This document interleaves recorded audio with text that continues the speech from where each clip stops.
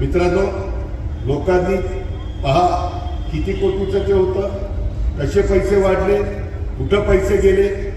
मी 25 वर्षात इथं त्यावेळेस माझ्याबरोबर काम करणार नारायणराव भेबडे, विलास अण्णा, सगळे सहकारी 25 वर्षात पिंपरी चिंचवडकरांनो, चिखलीकरांनो, मी कधीही कर्ज काढलं नव्हतं. या महानगरपालिकेवर हे सगळे विकास करत असताना आशिया खंडातली सगळ्यात श्रीमंत महानगरपालिका होती आणि व्यवस्थित त्याच्यामध्ये बॅलन्स करायचे.